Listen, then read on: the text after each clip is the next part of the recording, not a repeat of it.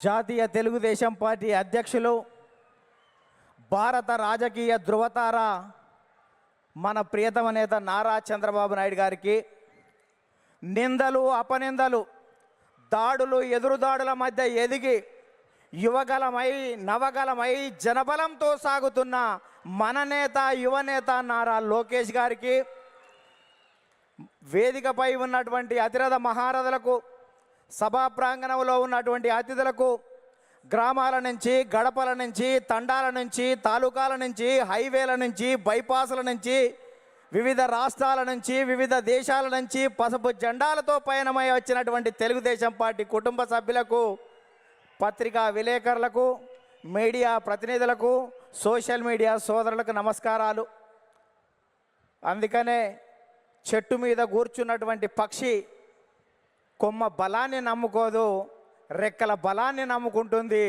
Telugu Desam party కార్యకర్తల బలగాన్ని నమ్ముకుంటుంది. కాబట్టి కార్యకర్తలే ఈ పార్టీకి ఇంధనం. అందుకే మీకు నా తొలి వందనం అని ఈ సందర్భంగా గుర్తు చేస్తున్నాను. అద్భుతమైనటువంటి వాతావరణం ఇది. మొన్నటి వరకు ఒక రకంగా ఉండే, మా కాడ ముక్కోడు పోయిండు, మీ కాడ తిక్కోడు పోయిండు. ఇవాళ ముక్క ఆయనేమో లిఫ్ట్ ఇరిగేషన్, తిక్క ఆయనేమో ఆత్మలతోటి మాట్లాడేటువంటి పరిస్థితి ఏర్పడ్డది. ఈ సమయంలో జనం కోసం, జాతి కోసం, పేదల కోసం, బీదల కోసం మహానాడు ఏర్పాటు చేసుకొని అధికారంలో ఉంటే ప్రజలకు చేయవలసిన దాని గురించి, ప్రతిపక్షంలో ఉంటే ప్రజా సమస్యల మీద మాట్లాడేటువంటి ఈ మహానాడు వేదికపై, ఈ మహత్తరమైన వేదికపై తెలుగు జాతి విశ్వఖ్యాతి అనేటువంటి అంశం మీద ఈ తీర్మానాన్ని బలపరిచే అవకాశం ఇచ్చిన బాబు గారికి ధన్యవాదాలు.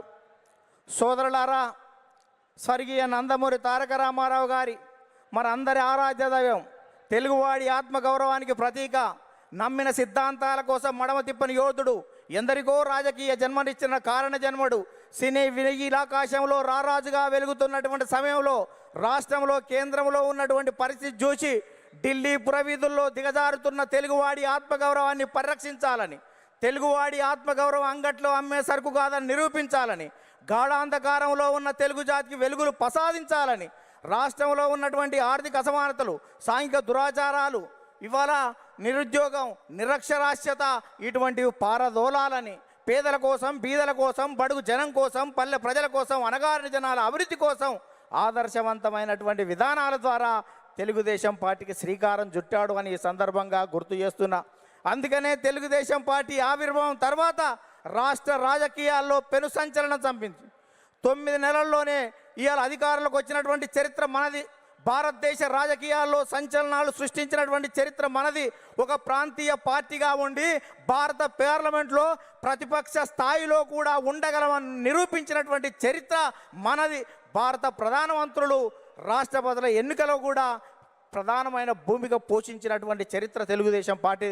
అందుకనే తెలుగుదేశం పార్టీ ఆవిర్భావం తర్వాత గ్రామాలకు మౌలిక సౌకర్యాలు అందాయి, ప్రజలకు సంక్షేమ ఫలాలు అందాయి, ప్రజలకు రాజకీయ చైతన్యం వచ్చింది, బలహీన వర్గాలకు రాజకీయ జీవితం వచ్చింది అని ఈ సందర్భంగా గుర్తు చేస్తున్నా. సామాజిక మార్పులకు స్వాగతం పలికాం, ఆర్థిక అభివృద్ధికి అందలం వేశాం, నిమ్న జాతర ఉద్ధరణ కోసం, బడుగు జన ఉద్ధరణ కోసం బాటలు వేశాము అని సందర్భంగా గుర్తు చేస్తున్నాను. అందుకనే సోదరులారా, బడుగు జనోద్ధరణ కోసం బాటలు వేశాం.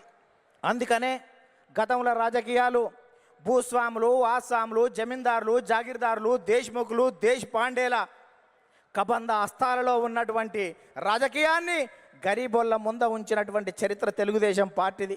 కమ్మరి, కుమ్మరి, జాగలి, మంగలి, ఎరకలి, మాల, మాదిగ, వడ్డెర, బలిజ, లంబాడ, కోయ, ముదిరాజ, పెరిక, మేరు, కాపు, వైశ్య, యాదవ నేత, గీత, కార్మిక, కర్షక, బడుగు బలహీన వర్గాల బిడ్డల చేతులకు ఈ రాజకీయ అవకాశాన్ని తీసుకొచ్చినటువంటి చరిత్ర తెలుగుదేశం పార్టీది అని సందర్భంగా గుర్తు చేస్తున్నా.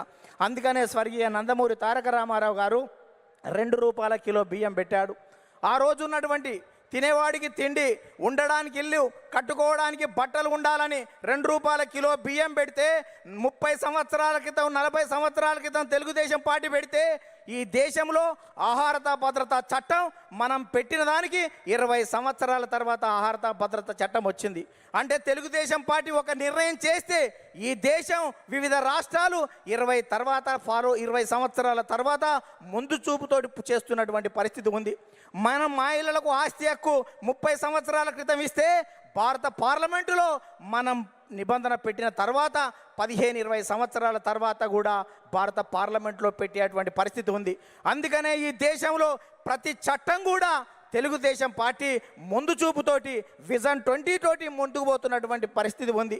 అందుకనే స్వర్గీయ నందమూరి తారక రామారావు గారు తర్వాత మన ప్రియతమ నేత నారా చంద్రబాబు నాయుడు గారు అధికారంలోకి వచ్చిన తర్వాత రామన్న రూపుదిద్దినటువంటి ఈ పార్టీని చంద్రన్న తీర్చిదిద్దాడు. అందుకనే విద్యకు ప్రాధాన్యత ఇవ్వాలనే ఉద్దేశంతో ఇవాళ సమైక్య రాష్ట్రంలో 23,000 పాఠశాలలు, 1,047 ఉర్దూ పాఠశాలలు, 40 రెసిడెన్షియల్ పాఠశాలలు, 4,352 అప్పర్ ప్రైమరీ స్కూళ్ళు, 906 ప్రైవేట్ జూనియర్ కళాశాలలు, 362 ప్రభుత్వ జూనియర్ కళాశాలలు, 131 ఇన్సెంటివ్ జూనియర్ కళాశాలలు, 1,295 డిగ్రీ కళాశాలలు, 275 బీఈడి, 276 ఎంసీఏ, 206 ఎంబీఏ, 188 ఇంజనీరింగ్ కాలేజీలు, ఇవాళ 26 మెడికల్ కాలేజీలు, 24 ఫిజియోథెరపీ కాలేజీలు ఏర్పాటు చేసి, 31 నర్సింగ్ కాలేజీలు ఏర్పాటు చేసి, 31 ఫార్మసీ కాలేజీలు ఏర్పాటు చేసి, ఇవాళ 1,60,000 టీచర్ పోస్టు భర్తీలు చేసి, 60,000 విద్యా వాలంటీర్ల నియామకం చేసి, కిలోమీటర్కి ఒక ప్రాథమిక పాఠశాల, 3 కిలోమీటర్లకు ఒక ఉన్నత పాఠశాల, మండలానికి ఒక జూనియర్ కళాశాల, రెవెన్యూ డివిజన్కి ఒక ఇంజనీరింగ్ కళాశాల, జిల్లాకు ఒక మెడికల్ కాలేజీ ఏర్పాటు చేసి 17% అక్షర శాతాన్ని పెంచి ప్రపంచవ్యాప్తంగా వస్తున్నటువంటి అవకాశాలని పునికి పుచ్చుకొని వెతికి పట్టుకునే దమ్మును, ధైర్యాన్ని, చైతన్యాన్ని, స్ఫూర్తి ఇచ్చినటువంటి చరిత్ర మన నారా చంద్రబాబు నాయుడు గారు దాన్ని ఈ సందర్భంగా గుర్తు చేస్తున్నా. అందుకనే యువత నేడు నారా అంటే రా అని పిలుస్తున్నటువంటి తరుణం ఆసన్నమైంది అని ఈ సందర్భంగా గుర్తు చేస్తున్నా. చంద్రబాబు నాయుడు గారు ఐటీ తేవడం వల్ల ఇన్ఫోసిస్ వచ్చింది, ఐఆర్డిఏ వచ్చింది, ట్రిపుల్ వచ్చింది, ఐఎస్బి వచ్చింది, ఐసిఐ వచ్చింది, నల్సార్ వచ్చింది, నేషనల్ ఇన్స్టిట్యూట్ ఆఫ్ కన్స్ట్రక్షన్ వచ్చింది, ఇటువంటి జినోమ్ వ్యాలీ వచ్చింది, ఔటర్ రింగ్ రోడ్ అంకురార్పణ చేశాం, ఇవాళ ఇంటర్నేషనల్ స్టేడియాలు కట్టాం, ఇంటర్నేషనల్ స్టేడియాలు, ఎయిర్పోర్ట్లు నిర్మాణం చేశాం. ఇవాళ హైదరాబాద్లో అనేక రకాలైనటువంటి అభివృద్ధితోటి ప్రపంచవ్యాప్తంగా ఉన్నటువంటి కంపెనీలు ఇవాళ హైదరాబాద్కు వచ్చాయి, తెలుగు రాష్ట్రాలకు వచ్చాయని ఈ సందర్భంగా గుర్తు చేస్తున్నా. తెలుగుదేశం పార్టీ ప్రపంచవ్యాప్తంగా ఉన్నటువంటి తెలుగు వాళ్ళ కోసమే పనిచేస్తుంది అని ఈ సందర్భంగా గుర్తు చేస్తున్నాను. తెలుగు రాష్ట్రాల అభివృద్ధికి అడుగులు నేర్పినటువంటి చరిత్ర తెలుగుదేశం పార్టీది. తెలుగు రాష్ట్రాలలో ప్రగతిని పరుగులు తీయించినటువంటి చరిత్ర ఇవాళ తెలుగుదేశం పార్టీదని ఈ సందర్భంగా గుర్తు చేస్తున్నాను.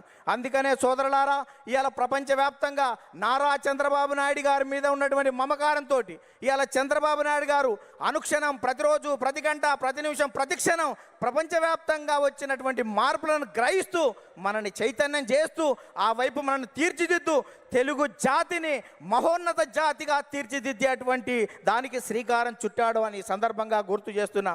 అందుకనే తెలుగుదేశం పార్టీ 20 సంవత్సరాల క్రితం చంద్రబాబు నాయుడు గారు జినోమ్ వ్యాలీ పెడితే కోవిడ్ టైంలో వ్యాక్సిన్ జినోమ్ వ్యాలీ నుంచి వచ్చి భారతదేశం మొత్తం ఇవాళ గర్వించదగ్గటువంటి వ్యాక్సిన్ 20 సంవత్సరాల క్రితం చంద్రబాబు నాయుడు గారు పెట్టిన జినోమ్ వ్యాలీలో తయారయ్యింది అంటే దేశం మొత్తం కూడా చంద్రబాబు నాయుడు గారికి ధన్యవాదాలు చెప్పవలసినటువంటి అవసరం ఉంది అని సందర్భంగా గుర్తు చేస్తున్నాను.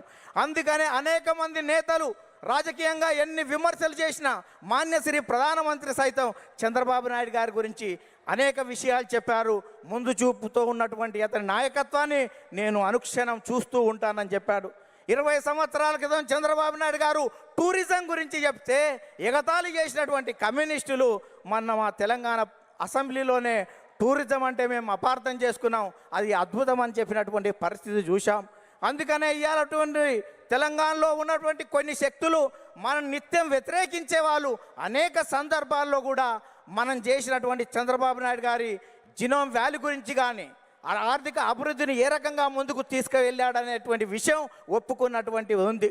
అందుకనే ఇవాళ 2 రాష్ట్రాల్లో ప్రపంచంలో ఉన్నటువంటి తెలుగు వాళ్ళందరికీ తెలుగుదేశం జెండా కింద తెలుగు రాష్ట్రాలు కాదు ప్రపంచవ్యాప్తంగా ఈ తెలుగు జాతి ఏకం కావాలి, తెలుగుదేశం జెండా కింద మనం అందరం ఐక్యంగా ముందుకు సాగుతూ ప్రపంచంలో ఒక గొప్ప జాతిగా మనం కీర్తి గడించవలసిన అవసరం ఉందని చెప్తూ ఆ కార్యక్రమానికి శ్రీకారం చుట్టిన నారా చంద్రబాబు నాయుడు గారికి, లోకేష్ గారికి ప్రత్యేక ధన్యవాదాలు చెబుతూ మనమందరం కలిసి కట్టుగా కలిపి జట్టుగా ఈ పార్టీ ప్రతిష్టత కోసం కృషి చేద్దామని చెప్తూ ముగిస్తున్నాను. ధన్యవాదాలు.